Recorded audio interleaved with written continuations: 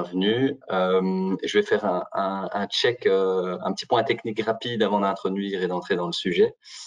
Alors, on est sur GoToWebinar, donc c'est une plateforme qui ne vous permet pas d'être vu, donc votre webcam est coupée et votre micro aussi. Donc, nous, on ne vous entend pas. Par contre, j'espère que vous nous entendez bien.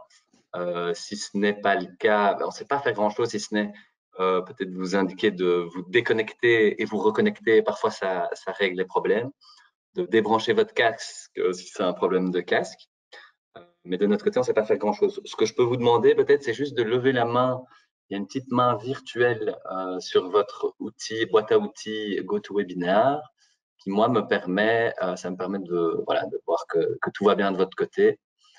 Vous cliquez là-dessus et comme ça, je suis au courant que ça va pour vous. Je vois qu'il y a des mains qui se lèvent, donc c'est merveilleux. OK. Ça a l'air d'aller pour la majorité d'entre vous. Donc, merveilleux, vous m'entendez. Et donc, du coup, autre point technique, par rapport aux questions que vous pourriez avoir sur le sujet d'aujourd'hui, eh ben, vous avez le droit évidemment de poser vos questions et c'est plus que bienvenu. Faites-le peut-être via le chat, la partie chat questions par écrit. Moi, je collectionnerai les questions et je les poserai en fin de webinaire à Thomas, qui prendra un petit peu de temps pour y répondre. Et comme ça, on a cette interaction-là qui est quand même possible. Voilà. Et alors, dernier point d'ordre technique, la présentation PowerPoint que Thomas va afficher vous sera envoyée logiquement dans les jours à venir. Comme ça, vous le savez. N'hésitez quand même pas à prendre des petites notes, c'est toujours intéressant en plus du PowerPoint. Un petit mot avant de laisser la main et le micro à Thomas sur le 18-19. Donc, l'atelier dans lequel vous êtes aujourd'hui est organisé dans le cadre d'une semaine thématique sur l'e-commerce en partenariat avec l'équipe export de Hub. Alors, on a donc le plaisir d'accueillir Thomas Perceval qui travaille pour Stigmi et qui vous présentera donc aujourd'hui une formation, enfin ou plutôt un atelier sur les différences entre le dropshipping et les stocks propres. Désolé pour le son derrière, c'est des aléas du direct. Donc voilà. Alors, lors de cette semaine thématique, en fait, on vous propose de nombreux ateliers. Il y en a déjà eu toute une série depuis lundi. Il y en a encore semaine prochaine, lundi, mardi. Alors, c'est plus des coachings. Mais allez quand même voir le programme sur notre site 1819.brussels. Alors, une petite slide pour vous parler de notre service 1819. Donc, on a un service de la région bruxelloise, un service d'information et d'orientation des indépendants, des entrepreneurs, futurs entrepreneurs, personnes qui veulent se lancer dans le business. C'est un service gratuit. On fournit des conseils, de l'orientation, de l'information, donc pour tout un chacun qui veut développer un projet. Vous pouvez nous contacter par téléphone au 18-19, donc tous les matins, du lundi au vendredi. Et on a une belle équipe de conseillers formés et disponibles pour répondre à vos questions, toutes vos questions sur l'entrepreneuriat, sur votre projet. On y répond ou on vous oriente vers des partenaires, la galaxie des partenaires bruxelloises, quand c'est des questions un peu plus spécifiques par rapport à votre projet. On fait aussi pas mal d'événements. Donc, sur notre site internet, vous verrez dans la partie événements, il y a quelques événements que le 18-19 organise. On met aussi les événements des différents partenaires. N'hésitez pas à y faire un tour. Et puis alors, un dernier point sur les permanences physiques. C'est-à-dire qu'avant le coronavirus, on avait un point d'info où les gens pouvaient venir et avoir une conversation face-to-face. C'est momentanément indisponible. Maintenant, on a un bus. C'est un nouveau projet qu'on a lancé. Donc, c'est un bus qui vadrouille un peu, qui va un peu partout à Bruxelles, avec des conseillers du 18-19 qui viennent à votre rencontre pour répondre à votre question. Donc voilà, on a mis différents projets comme ça sur pied pour vous aider à développer vos projets d'entreprise. Voilà, je pense avoir fait le tour de cette introduction. Maintenant, Thomas, je vais te laisser te laisser la main. Je vais te donner du coup le rôle de présentateur et comme ça tu peux partager toi, ton écran et ta présentation. Je te souhaite une excellente présentation et merci d'avance. Voilà, Thomas, tu es présentateur maintenant. Moi, je vais quitter et couper ma caméra et mon micro. Merci Gaëtan et bonjour à tous. Nous sommes donc sur la thématique dropshipping ou stock propre, quelle différence? J'en déduis que la plupart des personnes présentes sont plutôt intéressées par le dropshipping comme modèle économique, c'est donc surtout là-dessus que je vais me focaliser, en contraste avec les stocks propres. Le dropshipping, c'est un modèle actuellement en vogue, séduisant. Pourquoi on reverra plus tard, mais puisque notamment le gros argument, c'est qu'il demande peu d'investissement au départ, ce qui permet de démarrer assez rapidement. Et étant donné que le stock n'est pas le nôtre, on peut monter en volume assez facilement. Derrière ces promesses, la réalité est toujours complexe. C'est la réalité de l'e-commerce, donc avec des aspects de gestion technique, de gestion des fournisseurs, de gestion de clients. Et c'est cette problématique et ces avantages, inconvénients qu'on va parcourir pendant la durée de ce webinaire. Un bref mot sur qui suis-je, qui est Stigmi. Donc Stigmi, c'est une agence web franco-belge spécialisée e-commerce qui fête ses 10 ans cette année. Je suis moi-même son fondateur et dirigeant. Et Stigmi est un acteur du monde de l'open source. En e-commerce, ça donne PrestaShop et Magento comme technologie et WordPress pour les sites vitrines de façon plus générale. Je laisserai 2 liens dans la présentation pour ceux qui souhaitent plus d'informations. Je ne m'étendrai pas pour l'instant. L'agenda du jour, on va répondre à la question thématique dropshipping versus stock propre avec des définitions, des différences, avantages, inconvénients et un point sur l'implication sur les choix de la plateforme de vente, choix techniques.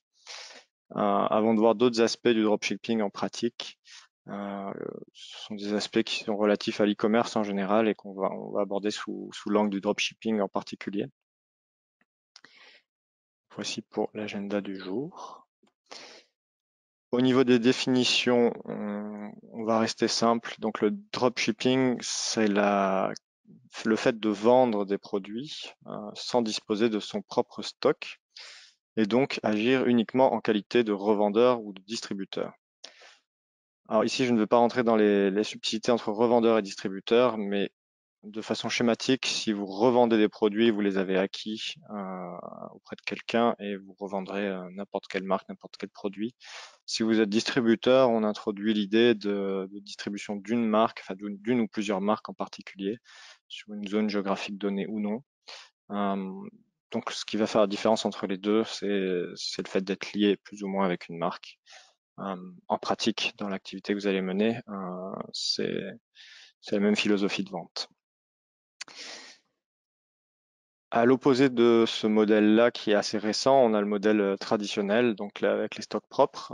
Deux grands modèles, celui d'acheter en grande quantité et de revendre en petite quantité. C'est le même magasin, le même schéma que pour un magasin physique, c'est être détaillant, que ce soit physiquement ou en e-commerce. Quand on est détaillant, on est plutôt dans un marché orienté B2C, donc on s'adresse aux consommateurs finaux sur un marché de volume. L'autre modèle de stock propre, schématiquement, c'est celui qui consiste à acheter et revendre en gros, donc agir en tant que grossiste. C'est plutôt un modèle B2B que je cite parce qu'on est dans les définitions, mais qui ne sera pas creusé ici. Important à noter, ceci dit, ce n'est pas parce qu'on se lance dans le dropshipping ou qu'on fait travail en stock propre que les modèles sont exclusifs. Au contraire, la réalité est souvent nuancée. Et dans ma clientèle, j'ai par exemple des personnes qui ont en stock propre leurs produits stars, on va dire les 20% des produits qui font 80% des ventes, et qui font office de revendeurs pour tous les autres produits qui garnissent leur catalogue. C'est quelque chose à garder en tête tout au long aussi de ce webinaire, c'est que ce n'est pas parce qu'on choisit un modèle qu'il exclut nécessairement les autres. On peut très bien les faire cohabiter. Quelles sont les grandes différences entre les modèles? il y en a pas tant que ça, finalement, puisque dans tous les cas, le marchand devra sourcer ses produits, à savoir les sélectionner. Qu'on décide au final d'acheter ces produits ou d'utiliser les produits d'un fournisseur, le travail d'investigation est à faire. Mettre en ligne son catalogue, c'est une simple expression ici, mais ça représente une tâche assez conséquente qui fera l'objet d'une slide à part. Qu'on ait encore une fois ses produits ou pas à domicile, enfin, ou dans son stock, cette tâche-là est à faire pour vendre en ligne. Le marketing et la vente sont l'essence même du commerce en ligne, et donc dans un modèle comme dans les autres, c'est à faire. Et le service après-vente, qui fera aussi l'objet d'une slide à part, connaît des différences, mais vos clients, vous devrez vous en occuper du mieux possible dans les deux modèles. Les différences du stock propre, donc je l'ai conçu comme qu'est-ce qu'on doit faire en plus quand on dispose de son propre stock. Déjà, vous devez acheter vos produits, les stocker. Selon le type de produit, le stockage peut être plus ou moins simple ou plus ou moins compliqué, notamment si vous avez des dates de péremption ou des contraintes particulières. Vous devez gérer votre stock avec un logiciel, que ce soit un ERP ou un fichier Excel ou un feuillet sur le bout de la table, peu importe, mais vous devrez consigner votre stock. Vous devrez gérer l'organisation logistique qui part, on va dire, de la mise sur rayon de vos produits jusqu'à l'empaquetage dans un carton. Et puis, vous devrez aussi expédier les produits, donc les remettre à un transporteur que vous aurez préalablement choisi. C'est tout un ensemble d'étapes qui sont à faire avec le stock propre en plus.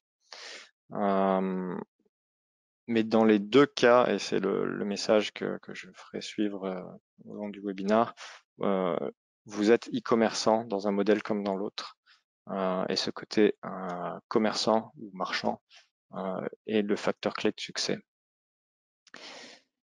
Les avantages et inconvénients. Donc l'avantage qui saute aux yeux, c'est l'investissement financier limité dans le modèle du dropshipping, ne pas avoir à acquérir son stock ni à le maintenir stocké, protégé. Ça permet à ceux qui n'ont pas beaucoup de fonds propres de démarrer, et cet avantage en soi, pour beaucoup, est suffisant. On peut néanmoins citer le gain de temps sur la partie logistique. Juste avant, on listait les différents aspects de la logistique. C'est vrai que c'est un ensemble de tâches qui sont assez chronophages et que vous déportez ici chez votre ou vos fournisseurs. La constitution du catalogue peut être aussi accélérée. Quand je dis constitution de catalogue, je pense à la sélection de produits. C'est plus facile de choisir dans des catalogues existants plutôt que d'acquérir les produits un par un. Donc vous pourrez plus vite proposer plein de produits. Et en général, avec les fournisseurs de dropshipping, vous avez aussi un certain nombre d'informations produits standards qui vous sont fournies, ce qui peut faire gagner du temps quand ces informations-là, vous ne les avez pas. Autre avantage à noter, la flexibilité géographique. Si vous n'avez pas de stock et de commandes à préparer, vous pouvez travailler de n'importe où, ce qui peut vous permettre d'aller gérer votre affaire depuis les îles Canaries ou tout autre endroit où vous souhaiteriez vivre. Ce modèle de vie existe, il est en pleine croissance, surtout avec les événements Covid que l'on a connus. Et c'est un des avantages non négligeables du dropshipping, c'est que vous n'avez plus la partie matérielle à gérer. Au niveau des inconvénients, on en a pas mal qui sont à considérer à la hauteur des avantages, j'aurais tendance à dire. Vous avez bien sûr la dépendance quasi totale au fournisseur. C'est lui qui produit ou qui stocke les produits, qui connaît leur qualité, qui connaît les délais de livraison et qui influe dessus. C'est lui qui vous fournira les informations sur les stocks disponibles de façon plus ou moins précise et mise à jour fréquemment. Et cette dépendance au fournisseur, quand vous travaillez avec un fournisseur qui a beaucoup de succès, c'est une complexité supplémentaire pour se différencier. Si tout le monde vend la même chose, avec les mêmes informations de base, ça devient difficile de sortir du lot. Au-delà de la dépendance au fournisseur, même si vous travaillez en mode dropshipping, vous êtes néanmoins le responsable légal de la vente. Et c'est un point extrêmement important. Vous ne pouvez pas vous défausser sur votre fournisseur vis-à-vis de vos clients. Si vous lui dites, ah ben non, ce produit n'était pas conforme aux normes européennes ou en effet le produit était défectueux ou il y a un certain nombre de cas, vous êtes tenu d'assurer la garantie. Donc si pour une raison X ou Y, le produit est de mauvaise qualité, qu'on vous demande de le changer dans le cadre de la garantie, cela vous incombe. Donc vous devrez essayer de vous retourner sur votre fournisseur. Vous avez aussi, dans les cas des ventes hors Europe, les droits de douane à gérer, qui peuvent vite devenir un casse-tête selon les organisations en place. Ensuite, vous avez peu de contrôle sur l'expérience client, c'est-à-dire que vous allez acquérir le client, le convertir et réaliser la vente avec lui. Mais une fois que c'est fait, vous perdez une grande partie de votre capacité d'action et de contrôle sur ce qui se passe. Or, il faut savoir que la plupart des clients vont noter leur expérience e-commerce sur la qualité et la rapidité de la livraison. Donc, si votre boutique, si vous sollicitez des avis clients, ça veut dire que vous sollicitez des avis clients sur les performances de votre fournisseur plus que sur vos propres performances.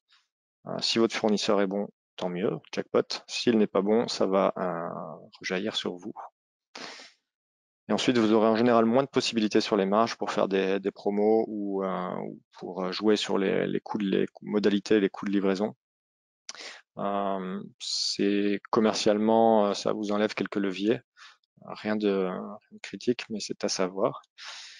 Et la conclusion de ce tableau d'avantages et inconvénients, c'est qu'il n'y a pas de solution miracle. Le dropshipping a des avantages certains, mais ce n'est clairement pas la solution ultime. Une fois que vous avez opté pour un modèle de fourniture des produits, on va dire, vous avez nécessairement besoin d'une plateforme de vente, donc la plateforme e-commerce en tant que telle sur laquelle vous allez devenir e-commerçant. Vous avez deux grands mondes, enfin deux grandes possibilités qui s'offrent à vous et qui sont à bien prendre en considération avec au moins autant de soin que le fait de partir en dropshipping ou sur des stocks propres. Le premier, c'est la plateforme avec abonnement de type Shopify. Vous payez une mensualité qui est en général assez faible, donc un coût d'abonnement qui est limité. Vous avez des templates, c'est très pratique pour commencer, ça évite de se disperser. Inconvénient, c'est que la flexibilité va être plutôt limitée quand vous aurez commencé à modifier telle petite partie ou à introduire une règle qui n'était pas prévue par la plateforme. Un exemple très, très simple aussi sur Shopify, qui est un des leaders, si ce n'est le leader mondial de cette plateforme-là. Shopify ne prévoit pas le multilinguisme, ce qui, pour une plateforme de cette taille, est quand même assez étonnant. Et pour notre marché national trilingue, assez limitant. Donc attention à la promesse du coût bas qui cache une flexibilité qui peut être vraiment pénalisante selon les contextes. L'avantage, c'est que vous démarrez facilement si vous vous contentez si vous êtes satisfait de ce que la plateforme vous offre. Si vous réussissez à faire décoller les ventes, plus les ventes vont augmenter et vos problématiques avec, et plus vous verrez que ce genre de plateforme est limitant pour croître. Mais on va dire que c'est un problème déjà de riche. Et enfin, vous avez une dépendance au prestataire. Si le jour où vous arrêtez de payer, vous perdez votre boutique, ce n'est pas votre propriété. Et ça, dans le cadre d'un modèle économique, c'est à considérer aussi au début. La plateforme open source, ça prend à peu près le contre-pied total de l'abonnement. C'est qu'au début, vous n'avez pas la possibilité d'avoir un petit abonnement pas cher. C'est un investissement qu'il faut réaliser, un investissement plus ou moins élevé en fonction de vos ambitions et de vos demandes. En contrepartie, vous avez une flexibilité totale, que ce soit en termes de design. Vous pouvez tout imaginer pour peu que vous ayez les moyens de réaliser vos souhaits. Contrairement à une plateforme avec abonnement qui est déjà prête, existante, où c'est facile à démarrer, ici, la création d'une plateforme e-commerce est un projet en soi qui peut prendre plusieurs mois, qui a donc des répercussions en termes de planning et de charge de travail. Ce sont des plateformes qui sont bien adaptées à la croissance, puisque si vous avez envie de modifier tel ou tel point, vous pourrez le faire. Vous êtes indépendant vis-à-vis du prestataire, donc concrètement vis-à-vis de l'agence web qui va s'occuper de créer votre boutique. Ça ne veut pas dire que vous pourrez vous passer complètement d'une agence web, mais ça veut dire que si un jour vous en souhaitez en changer pour une raison X ou Y, dans le monde de l'open source, vous trouvez beaucoup d'acteurs qui travaillent sur les plateformes les plus populaires. Et donc, vous pourrez changer de prestataire sans perdre votre activité. Et la boutique reste votre propriété, donc ça fait partie de votre investissement. Et c'est un point important si vous envisagez une étape de votre développement de céder la boutique. C'est un actif qui peut avoir une certaine valeur, y compris quand la boutique ne fonctionne pas forcément très bien. Il y a des plateformes des marketplaces pour revendre ces boutiques. Donc le choix de la plateforme de vente ici est à prendre en considération parce que la quasi-totalité des éléments que nous allons voir à partir de maintenant vont en dépendre sur les possibilités que vous allez vous permettre. Au niveau de la gestion du catalogue, donc on reprend un petit peu de recul. La question clé à se poser au début, c'est quel produit vendre. Ça va souvent de pair avec quel fournisseur finalement. Est-ce que c'est des produits dont la demande est avérée mais qui sont déjà présents partout sur le web? Est-ce que ce sont des produits de niche qui ont l'air de qualité mais qui vont être plus difficiles à populariser?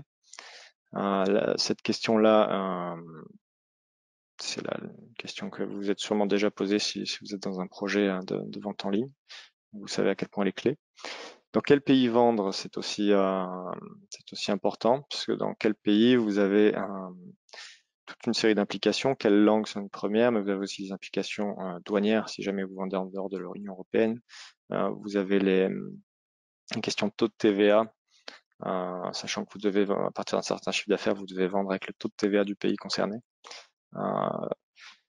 Donc c'est quel pays, quelle langue, c'est un sujet important, sachant que on peut rarement se contenter de vendre des pays sur le marché national.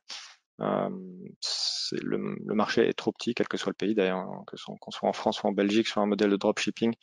Il faut viser plutôt européen à minima.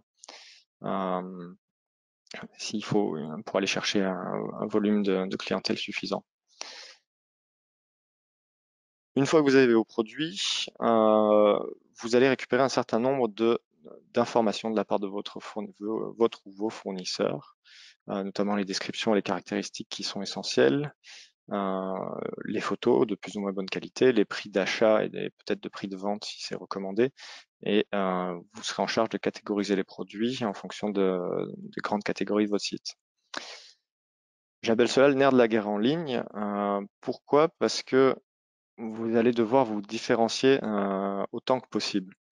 Si vous mettez les mêmes descriptions avec les mêmes photos, le prix de vente standard recommandé et une approche, une catégorie standard, au moment où vous allez lancer votre boutique, vous serez un parmi d'autres. Et à moins d'avoir beaucoup de talent dans les étapes qui viennent pour se faire connaître, ça va être très très compliqué de ressortir. Pour Google, quand il trouve ce qu'on appelle du duplicate content, c'est-à-dire des présentations de fiches produits qui sont identiques entre plusieurs sites, le site qui va l'emporter va être le site le plus ancien ou avec le plus de notoriété.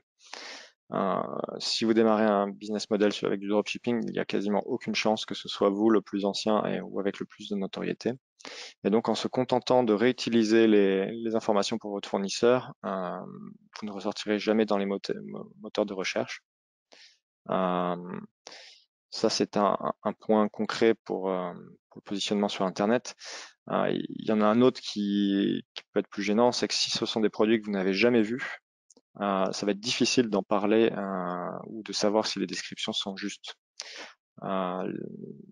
Avoir des photos avoir touché le produit, avoir pu prendre vous-même éventuellement des photos sous des angles différents ou alors un zoom et autres, ça peut faire la différence.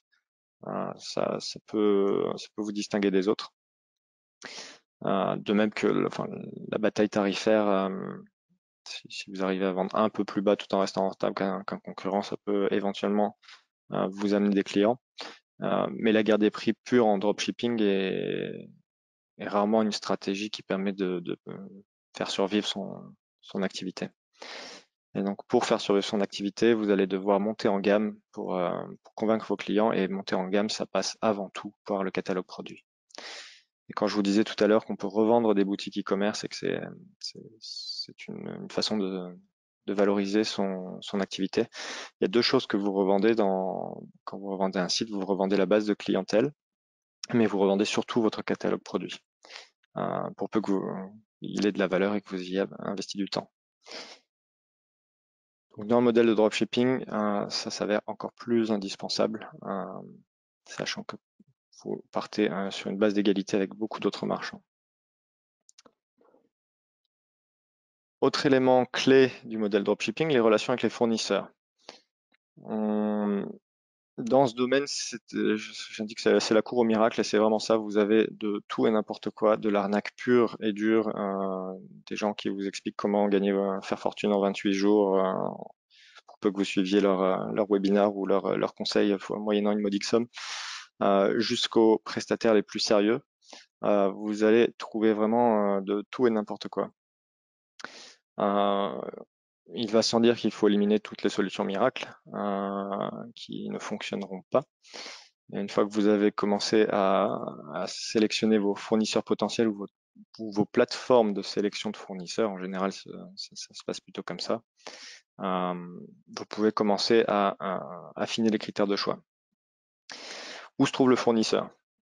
Question clé, est-ce que c'est un fournisseur asiatique, chinois en particulier, ou est-ce que c'est un fournisseur européen? Vous allez avoir une multitude d'impacts, notamment en termes de droits de douane, en termes de transport en coût et délai, en termes de support client, en termes éventuellement de qualité du produit, même si c'est pas un critère purement géographique. Donc la localisation est clé. Donc qualité, quantité. Donc qualité des produits, c'est recommandé d'avoir au moins vu quelques échantillons des produits de vos fournisseurs avant de vous lancer pour savoir ce que vous vendiez. Ça peut paraître évident, mais c'est pas systématique. Ensuite, la quantité de produits dont dispose le fournisseur, que ce soit la quantité en stock ou la capacité à produire. Placez-vous aussi dans une optique où que se passe-t-il si vos ventes décollent?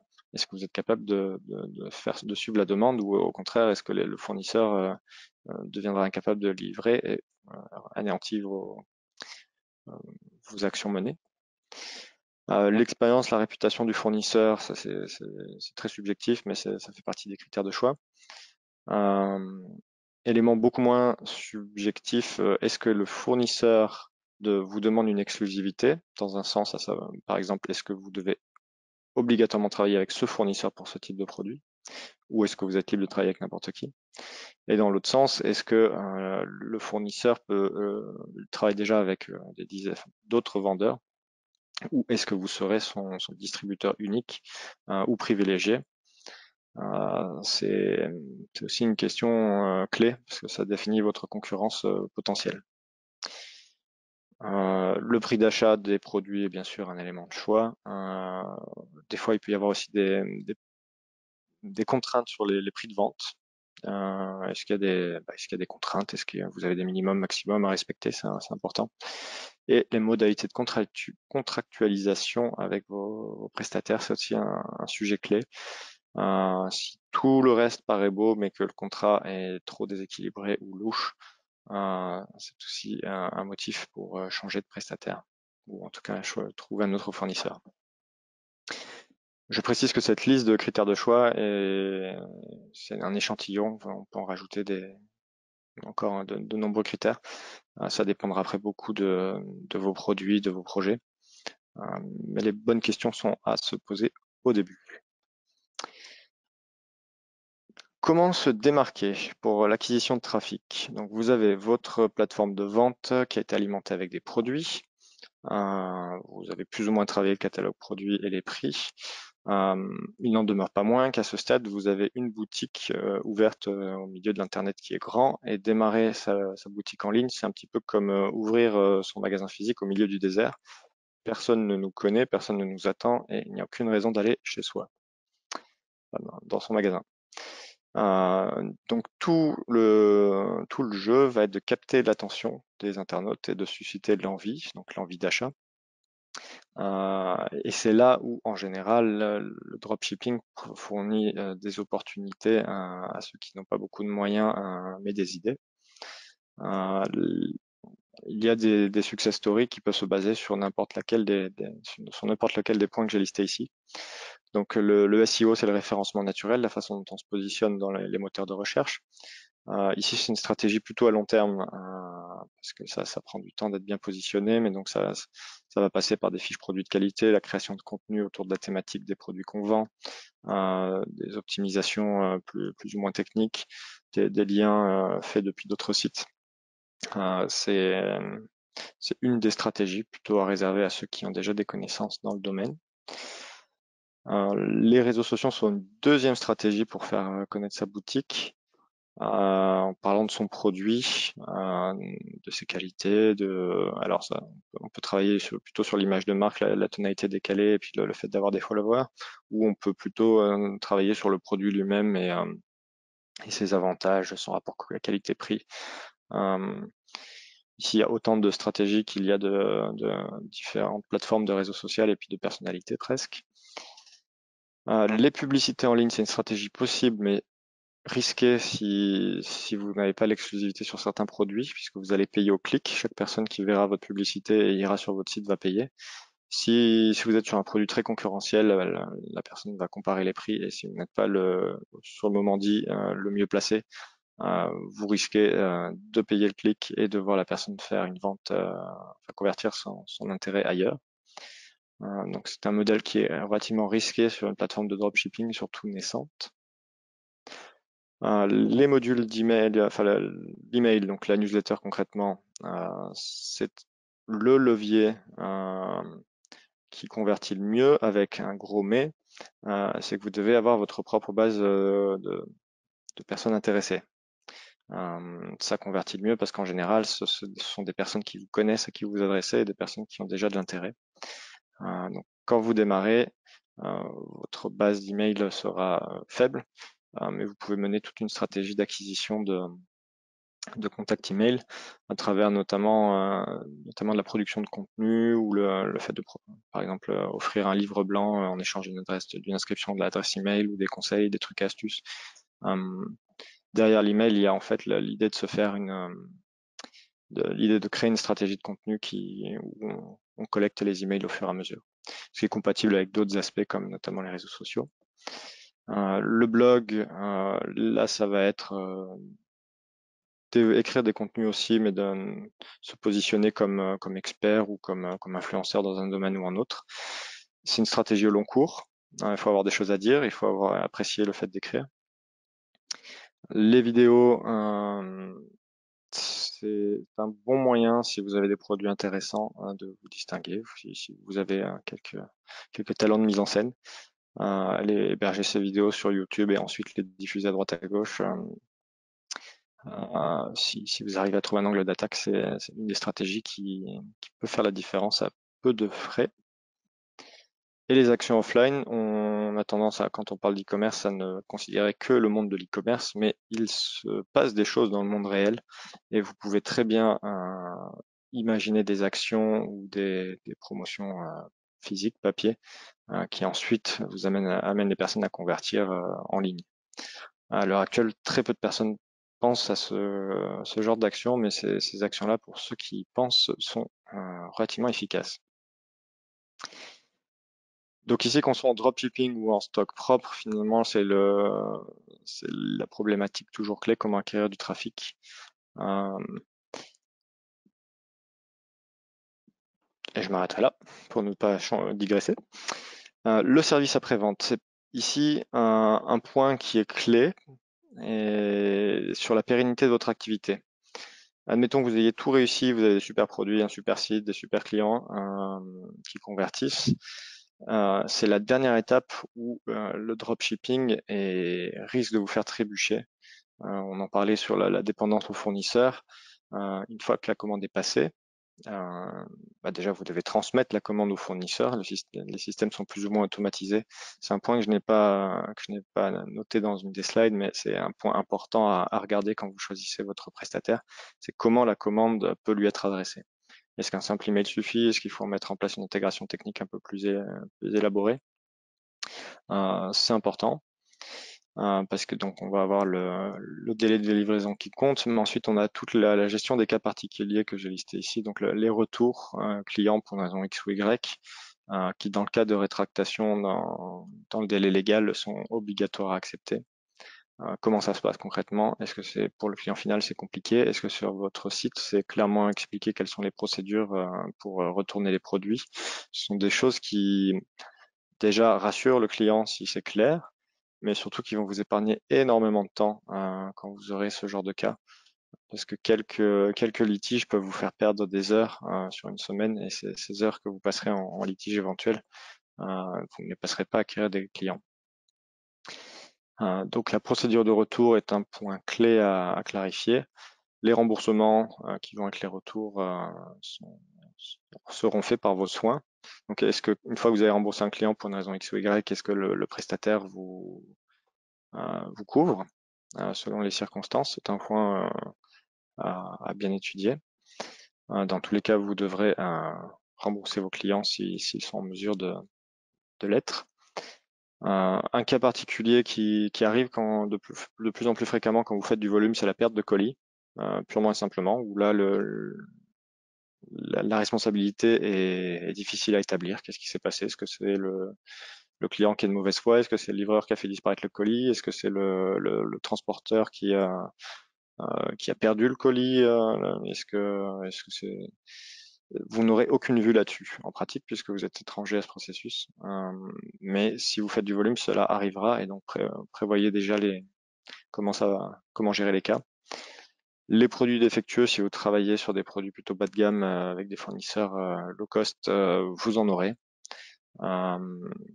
Donc prévoyez aussi les procédures de retour. Est-ce que le client doit justifier avec une photo? Oui, non.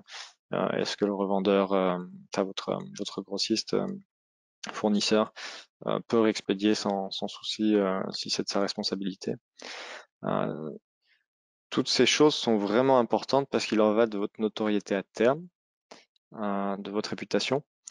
Et comme je le disais auparavant, les clients laisseront des avis sur vous en fonction de leur expérience de livraison. Ça peut être injuste, mais c'est néanmoins comme ça que ça se passe dans notre réalité. Et donc le service après-vente ici, c'est vraiment le facteur de pérennité de votre activité. Vous pouvez faire de très beaux coups marketing et de vente sur certaines opérations, mais si derrière le fournisseur ne livre pas correctement, euh, la mauvaise réputation peut arriver très vite. Donc c'est pas pour effrayer que je dis ça dans le cas du dropshipping, mais c'est un point à étudier de très près dans le cadre où vous lancez en dropshipping. On arrive à la fin de ce webinaire. Je tiens à mentionner un excellent lien produit par 1819 que je liste ici, qui reprend la quasi-totalité des points qu'on a pu discuter ici dans un article de qualité. Ça peut être une autre façon de le formuler qui peut être intéressant si vous êtes intéressé pour creuser le sujet. Et je vous remercie à tous pour votre attention, surtout un vendredi à cette heure-ci avec cette chaleur. Je suis reconnaissant à ceux qui sont là. Et Gaëtan, je te laisse la main. Merci Thomas. Effectivement, bravo à tout le monde d'avoir suivi avec la chaleur, la fin de la semaine. C'est vrai que c'est parfois un peu éprouvant. Alors, j'ai répondu à certaines questions, mais qui étaient de l'ordre plus général par rapport à l'entrepreneuriat. J'ai une question par contre de Grégory sur la différence entre les marges. Tu en as parlé un peu pour entre dropshipping et achat de stock. Est-ce que tu sais revenir éventuellement sur ce point? Oui. Alors, les marges. Alors, bien souvent, votre fournisseur, qui est bien plus gros que vous, va vous dire, voilà, le prix d'achat, c'est ça, point. Libre à vous d'accepter ou de refuser. Là où quand vous constituez votre stock propre, vous offrez un service, entre guillemets, à votre fournisseur, dans le sens où vous lui prenez ses produits de façon ferme, ils s'en débarrassent, que ce soit physiquement ou au niveau du chiffre d'affaires qui augmente. Et donc, vous avez une capacité de négociation un peu plus élevée. Il y a ce point-là et il y a le côté promo, c'est que si vous faites des promos sur votre propre stock, vous pouvez avoir des raisons, enfin, vous pouvez faire d'une pierre deux coups, l'expression que je cherchais. Admettons que les produits sont proches de périmés. Si c'est des périmables, bah, mieux vaut les vendre pas cher que pas les vendre du tout. Ou alors vous manquez de place dans votre entrepôt, ou alors une nouvelle collection arrive. Et à ce moment-là, le déstockage peut avoir un impact financier, mais aussi vous apporter d'autres éléments. Les fournisseurs, dans le cadre du dropshipping, peuvent éventuellement vous faire des promos de temps en temps, mais c'est pas franchement euh, de votre ressort. S'ils le font, tant mieux. S'ils le font pas, bah, vous pouvez toujours choisir de baisser vos propres marges pour faire des promos. Mais vous allez rarement arriver à combiner, enfin à faire d'une pierre deux coups sur ce modèle économique. Ok, merci Thomas. Autre question. Quelle est la responsabilité du sous-traitant sur la qualité ou le retard de livraison? Euh, Ça dépend de chaque contrat que vous allez passer avec votre fournisseur. Donc là-dessus, c'est un domaine à part entière qui se rapproche du domaine légal qui n'est pas trop le mien. Mais il faut faire attention quand vous négociez un contrat aux clauses qui peuvent être abusives. Donc si je prends la qualité, il y a quand même une bonne façon de s'en assurer, c'est d'avoir vu le produit avant, savoir ce que vous avez. Si vous le croyez sur mesure, bah, quand on a une expression, c'est les promesses n'engagent que ceux qui le croient. Donc quand on touche le produit, c'est plus facile de voir ce qu'on a sous la main. Et ensuite, il y a l'aspect légal ou le contrat que vous avez signé et l'aspect pratique. Si vous devez vous retourner contre un fournisseur chinois, quelle est la probabilité que vous arriviez à quelque chose hormis une médiation? Elle est faible. Euh, Ça, c'est au niveau de la qualité et au niveau des délais d'expédition. Euh, la responsabilité est en général diluée parce que vous allez promettre quelque chose sur votre site. Donc, ne promettez pas trop parce que vous êtes le vendeur, vous êtes le responsable. Mais derrière, votre grossiste va lui-même gérer l'expédition et remettre ça à un transporteur. Ce qui veut dire que vous avez un contrat supplémentaire entre le grossiste et le transporteur qui peut influencer sur les responsabilités et les délais. Euh, et j'intervenais sur la logistique en début de semaine. Le conseil que je donnais dans ce cas-là, c'est que si vous rentrez dans ce genre de litige sur des délais de livraison, en général, vous allez perdre dans tous les cas du temps ou de la satisfaction client, quand bien même vous allez réussir à être dans votre bon droit. Et donc souvent, quand il y a un litige de livraison, il est beaucoup plus efficace de immédiatement renvoyer un produit, peu qui ne coûte pas une fortune, plutôt que d'essayer d'établir les responsabilités précises de qui a fauté à quelle étape. Donc voilà, il y a un aspect légal qui peut être compliqué, qui est plutôt traité avec les avocats, et puis il y a un aspect pratique dans le monde réel qui consiste à essayer de limiter le nombre de litiges et surtout le temps passé dans les litiges. Ce sera ma réponse. Alors un grand merci. Il y a pas mal de questions qui arrivent comme ça en fin de séminaire, fin de webinaire, pardon. Alors attends, je dois un peu faire le tri.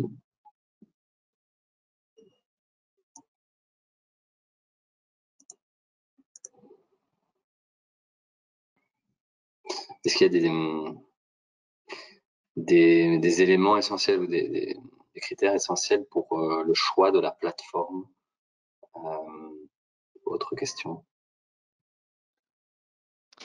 Alors les éléments, je les ai listés, mais bien souvent, ça dépend aussi de la capacité financière à votre disposition. Si vous avez peu d'argent, bah, les plateformes de type Shopify sont une option facile.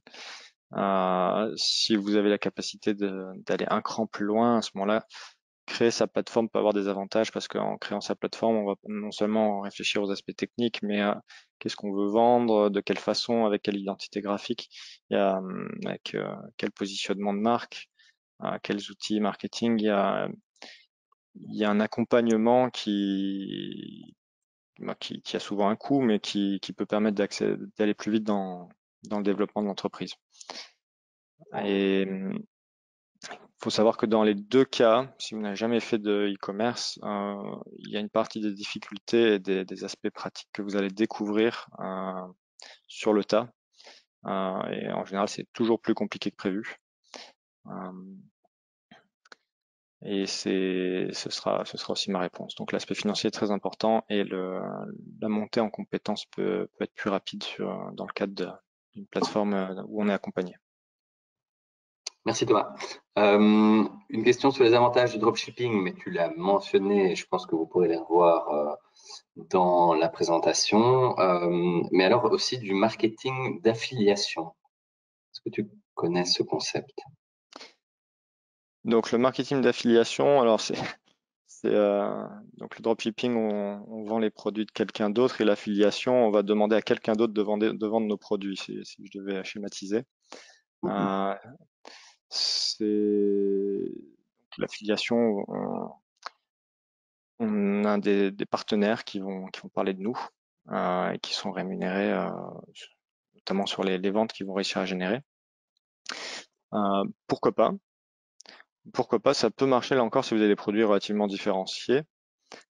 Si vous vendez les mêmes produits que X autres plateformes, il y a peu de chances que les personnes qui fassent votre promotion trouvent les arguments magiques ou l'audience jusque-là inexplorée pour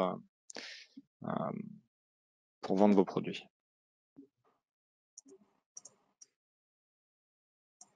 Très bien.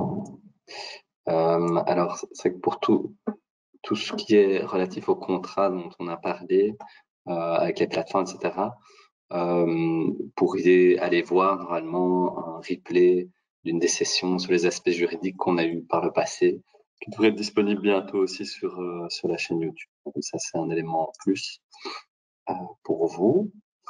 Alors, je regarde la liste des questions. Hop. Existe-t-il des sites clés sur porte pour du dropshipping? Juste par exemple pour customiser et refaire le catalogue de son webshop. Alors, il existe ce genre de plateforme qui vous permet de démarrer très très vite. L'inconvénient, c'est que plus la chose est standardisée et plus vous avez de chances que votre concurrence soit nombreuse. J'ai volontairement laissé les noms de côté dans cette présentation pour deux raisons.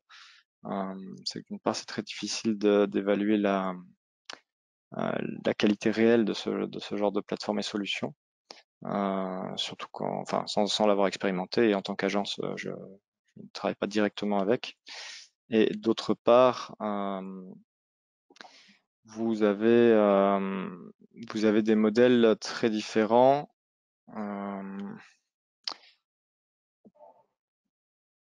Je vais prendre le temps de la réflexion pour poser mes mots.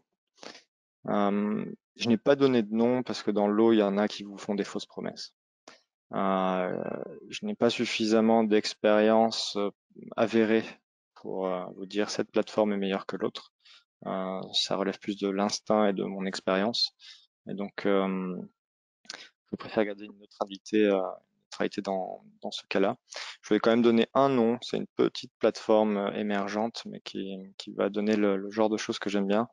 C'est une plateforme qui s'appelle dropix.io, qui propose donc à des marchands de se mise en relation avec des fournisseurs, avec un ensemble de services.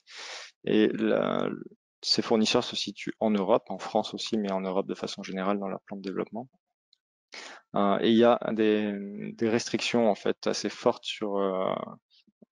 pour la mise en relation entre les marchands et les fournisseurs. Certains fournisseurs ne veulent pas apparaître sur les marketplaces, par exemple. C'est un modèle de vente que je n'ai pas développé ici, mais on peut très bien aller prendre la liste de produits, pas avoir son e-shop et le pointer vers des marketplaces. Mais là, on est sur une guerre de prix assez dévastatrice potentiellement pour l'image de marque du fournisseur final. Et donc ce genre de plateformes qui vont valoriser d'autres aspects que juste le prix ont tendance à plus m'attirer, mais elles sont difficiles à dénicher et c'est un secteur en constante évolution. Donc ce que je peux vous dire aujourd'hui ne sera pas forcément vrai demain. Et c'est là où il y a des opportunités à saisir aussi, c'est quand chacun réalise sa propre étude de marché. Ça a une grosse valeur ajoutée et de différenciation en soi. Très bien. On a une question sur comment optimiser les envois quand dans un panier on a plusieurs achats. Est-ce que tu as une réponse à donner là-dessus? Plusieurs fournisseurs différents, j'imagine. Si vous êtes dans le cas dans un pur cas de dropshipping, à ce moment-là, la question c'est comment transmettre découper la commande en autant de commandes fournisseurs. Et ça, chaque fournisseur a ses propres modalités, que ce soit encore une fois un email, un fichier Excel ou autre. La difficulté pour vous, ce sera de savoir quel tarif de livraison proposer. Parce que le client final, lui, il voit juste ce qu'il met dans son panier. Il n'a pas forcément envie de se faire facturer 4 fois la livraison si ce sont 4 fournisseurs différents. Je peux vous dire tout de suite que là non plus, il n'y a pas de solution magique. C'est que ce soit dans les modèles avec abonnement ou open source, cette gestion des livraisons multiples, elle est compliquée à mettre en œuvre quand elle est possible. Et donc une des seules façons de s'en sortir relativement facilement, c'est soit de limiter le nombre de fournisseurs, soit de prendre à sa charge le surcoût éventuel. Répercuter le coût de livraison réel au client, c'est quasi impossible et ce n'est pas forcément souhaitable, car c'est un des éléments clés dans la conversion de votre client. Ça va être quels sont les frais de livraison. Une personne préférera payer une veste 190 € plutôt qu'une veste à 170 plus 20 € de livraison. De façon générale, la livraison offerte est un argument extrêmement puissant. Et donc, si je prends le prisme inverse, la livraison multitarifée en fonction du panier est extrêmement dissuasive.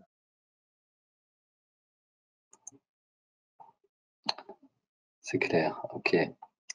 Merci à toi.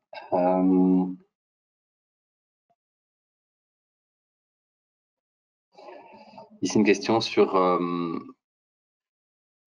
alors si l'on veut travailler avec plusieurs fournisseurs pour une seule commande, je suis pas sûr de bien comprendre.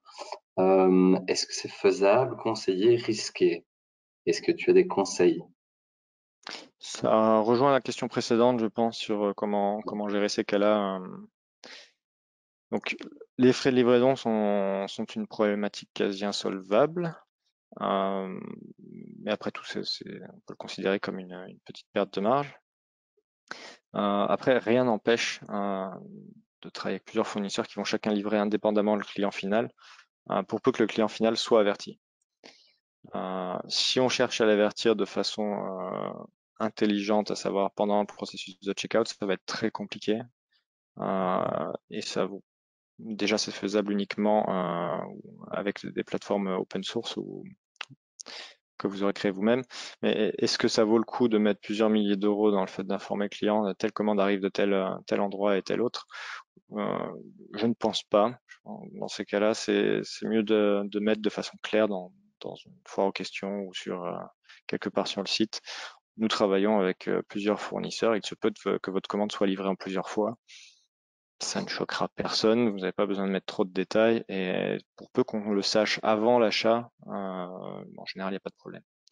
L'information client en amont est la clé ici. Tout à fait d'accord. Par rapport aux assurances, en fait, comment se faire assurer en cas de problème avec un produit? Selon Sébastien, ici, les compagnies d'assurance n'aiment pas le dropshipping, trop risqué. Du coup, as-tu des conseils par rapport à ce point des assurances? Si on est sur des produits ou des volumes pas trop importants, j'aurais tendance à dire que la meilleure assurance est la moins chère possible pour couvrir son activité. et qu'ensuite le système d'assurance, il faut le développer en interne, à savoir prévoir automatiquement un pourcentage de commandes qui ne vont pas arriver ou pour lesquelles les produits sont défectueux.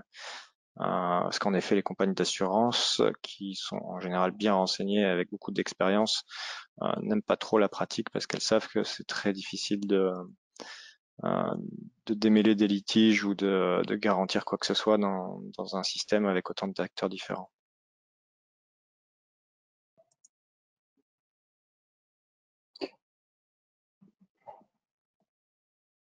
Alors, je continue mes questions. Alors,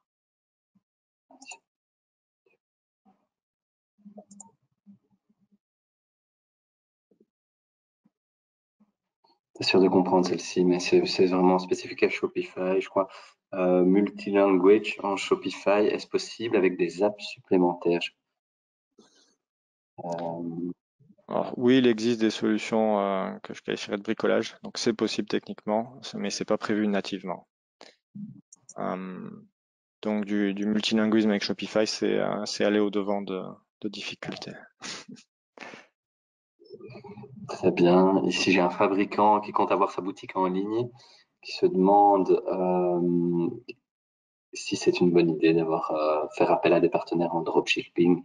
Mais ça, vraiment, je pense à voir en fonction de son projet, en fonction des avantages, des inconvénients, de tout ce que tu as pu citer comme élément. Je ne sais pas s'il faut ajouter encore quelque chose, mais je crois qu'on a fait quand même le tour de cette question. Oui, mais pour un fabricant, il y a des avantages, parce qu'il peut considérer enfin, le fait d'être fournisseur en dropshipping comme un moyen de distribution de ses produits. Parce que bien souvent, quand on est fabricant, on a des compétences dans le cœur de son métier qui ne sont pas forcément les mêmes que celles du e-commerce. Euh, et donc, aller vendre ses produits par le biais d'autres personnes, ça peut être un moyen de commencer à écouler ses stocks ou de faire du volume. C'est vrai que j'ai considéré le prisme marchand, mais si on se place du côté fabricant, il y a pas mal d'avantages au dropshipping pour peu qu'on accepte de délaisser, enfin de confier à d'autres l'image de marque et le positionnement de ses produits. Euh, eh bien, tu es bombardé de questions, en tout cas. Les gens sont très intéressés par ces concepts.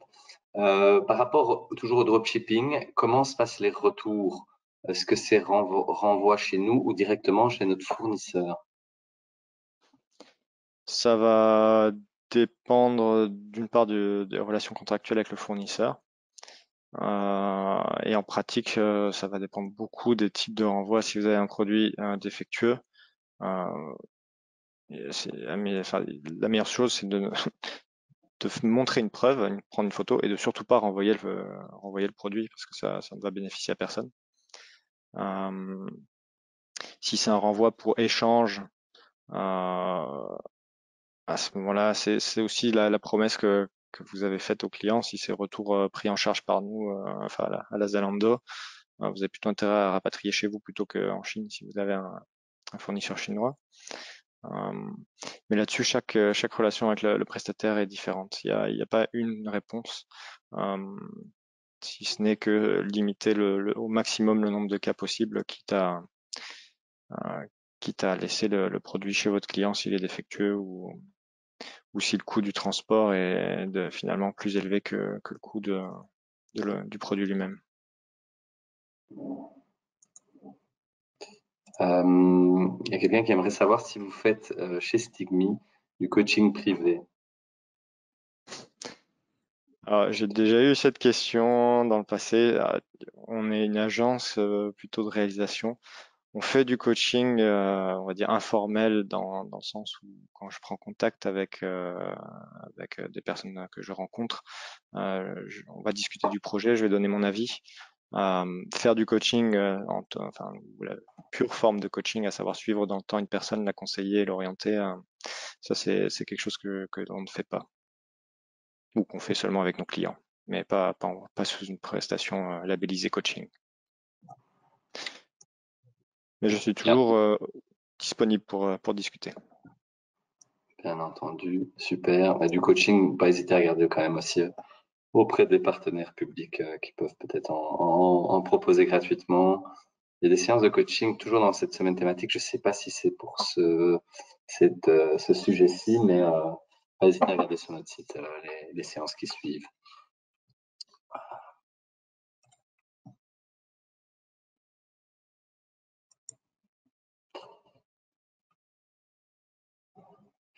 Est-ce que, selon toi, l'image et les marges sont-elles au niveau des marges, sont-elles plus importantes dans le dropshipping par rapport au marketing d'affiliation? L'image de marque ou l'image et la marge? Je suis pas sûr d'avoir compris le début de la question. Image et les marges, donc deux choses différentes. Ici, ça relève plus d'une jolie expression que de thématiques proches. Je suis pas sûr de suffisamment comprendre la question pour y répondre. Vous pouvez je crois que c'est Ming Pong, vous pouvez la réécrire peut-être différemment pour qu'on la comprenne. Alors, je regarde dans la liste.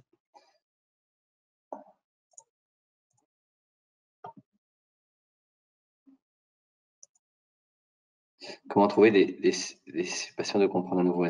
Les sites et les sociétés de dropshipping à reprendre. Donc racheter racheter des sites qui font déjà du dropshipping, c'est comme ça que je vais interpréter la question. J'imagine que c'est ça dont tu as parlé tout à l'heure. Oui. Alors, c'est pas nécessairement que pour du dropshipping, mais il y a des plateformes de mise place de marché, site e-commerce. Non, c'est des mots-clés qui vont envoyer vers des places de marché. J'ai malheureusement plus les prestataires que je connais en tête là maintenant tout de suite. Mais peut-être un mot-clé comme revendre son site ou quelque chose comme ça peut mettre sur la piste. Ok.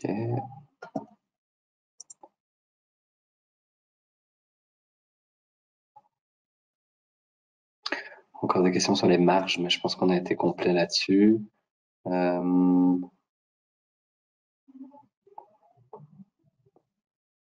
nouveau, une question sur la différence entre un SaaS et une solution open source. Donc, comparaison entre un SaaS comme Shopify et une plateforme indépendante comme WooCommerce sur base de sites ground ou similaires. Quel conseil pour un démarrage d'un projet? Ça, c'est une thématique en soi. Ma réponse sera toujours biaisée parce que nous, on est dans le monde de l'open source depuis tout le temps. Et donc, ça correspond à nos valeurs et à, et à notre activité quotidienne.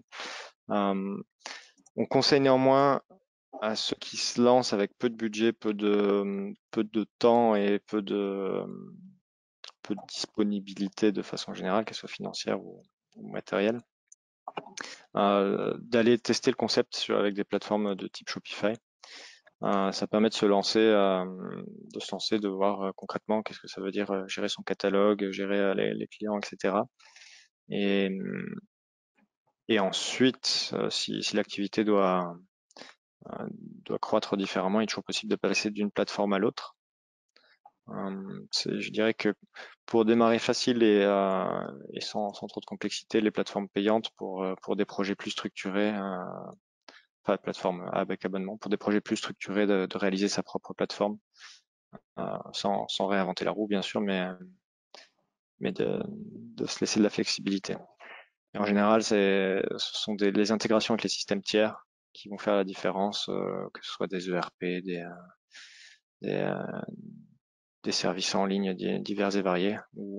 Quand on est dans un modèle avec abonnement, il y a une liste de prestataires compatibles et garantis. Enfin, c'est un modèle clos et fermé.